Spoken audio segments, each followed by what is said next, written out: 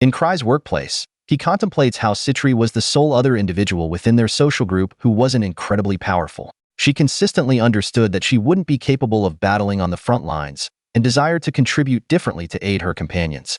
At that juncture, Cry was the one who proposed the notion of her becoming a chemist, and that's the path she took to become the most accomplished chemist. Citri informs Cry that the gelatinous substance she fabricated possesses the capacity to swiftly acclimate to its environment and develop, but it's an erratic, unsuccessful experimental model. Nevertheless, she has ensured that it will never harm her or Cry, and he panics, realizing that the remainder of the metropolis is still imperiled. He has conveyed to Citri that he's unaware of how and when the goo vanished, so she readily accepts that it must have exited the container and departed through the plumbing. Cry is somewhat comforted that she implicitly believes him, and then Citri mentions there's another matter she must discuss, potentially even more perilous than the escaped goo.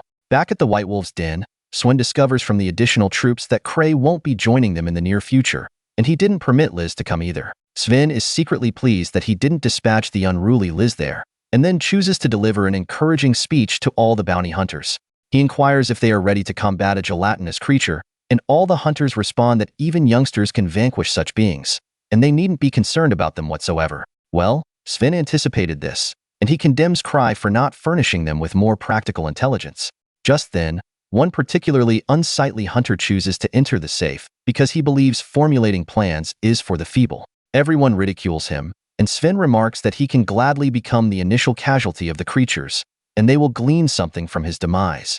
The unattractive imbecile refers to them as a group of cowards as he proceeds inside, and then someone hesitantly raises their hand to pose a query. The ginger-haired woman strongly resembles Sophia, the defense chief of Akashic Tower, but she asserts to be a chemist affiliated with Cry's group. She states that she collaborated with Citri on investigating gelatinous substances, and then produces a small bottle of medication claiming it can eliminate any such creature regardless of its potency. After that, Sven invigorates the bounty hunters, urging them to strive for triumph, but come home safely. The examination commences, and as the day concludes, they discover nothing but the wolf apparitions that are marginally stronger than usual. Sven ponders if Cry was mistaken this instance, but considers it a positive outcome if that's accurate. Just then, the unattractive fool with the negative IG arrives and declares that if everyone present wasn't apprehensive of gelatinous creatures, the task would have already concluded. He proceeds to the woods to irrigate a plant and criticizes Cry for issuing directives but lacking the courage to come to the scene of the action.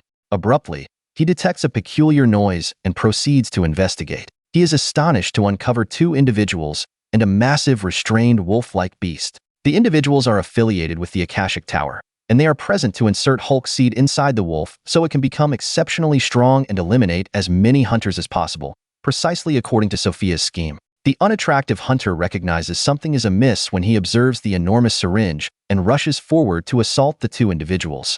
He incapacitates one individual, but the other launches fireballs at him. He deflects those as well before striking him, and then seizes the tall individual to thrash him first and inquire afterward. The tall individual questions if he was dispatched by Cry, but the unattractive hunter declares that this is all his doing. While he is pummeling this individual, his accomplice injects the power-enhancing serum into the wolf, who instantly begins to dissolve externally, but becomes even more menacing due to it. The two individuals proclaim that this monstrosity will seek the largest quantity of mana nearby and absorb it to become even more formidable. The creature immediately extracts the mana from the two mages, and the unattractive hunter blows the warning whistle to alert everyone. Sven instructs everyone to prepare to battle as soon as he hears the whistle, and they assemble outside the woods armed and prepared. Soon, the unattractive hunter arrives running, gravely wounded and missing an arm, proclaiming that Cry was correct the entire time, and a potent gelatinous monster is present in the woods.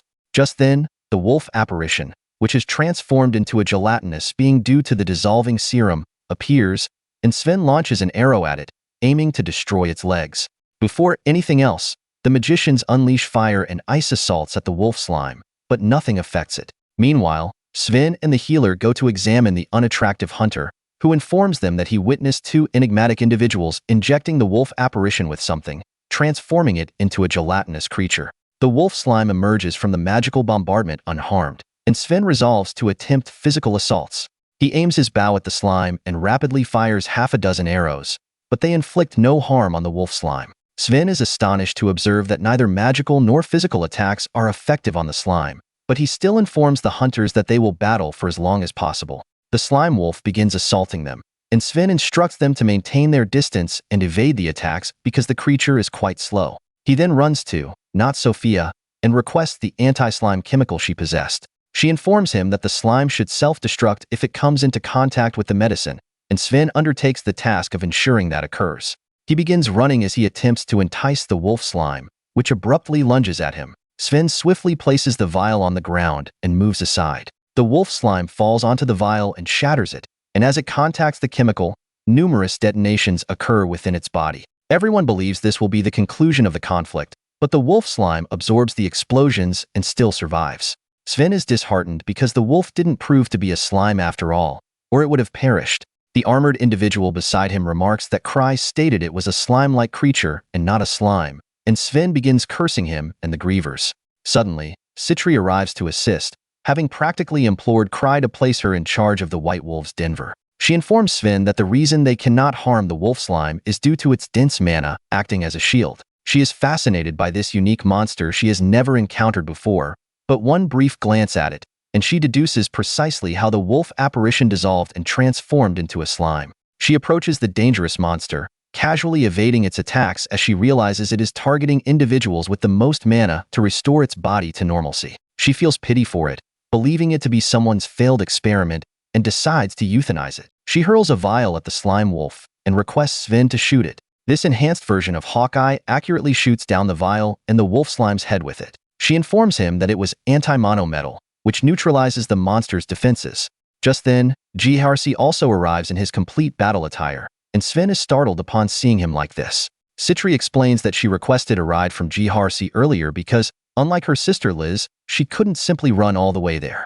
That doesn't resolve Sven's inquiries, so Citri informs him that she has a theory about what transpired and who is responsible. She guides everyone to an encampment where she explains the existence of Akashic Tower and its leader, Master Magus.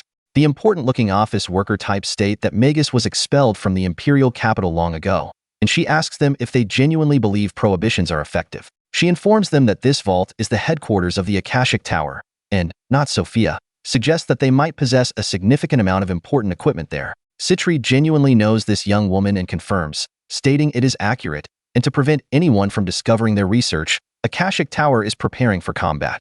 She is resolute in stopping them and their unlawful and hazardous experiments, and for that, she requests everyone to follow her. She states that she is not Cry, but she will still exert her utmost effort. Later, as everyone prepares for the confrontation, Sven's aide remarks that Citri appears quite valiant. He requests him not to undervalue that young woman because she utilizes her perceived weakness to employ any means necessary to triumph, and in that regard, she is as much of a formidable individual as the other grievers. On the other hand, Liz is fidgeting on Cry's lap while requesting him to allow her to depart and assist Citri because she is the most frail, but he steadfastly refuses to entertain her outbursts.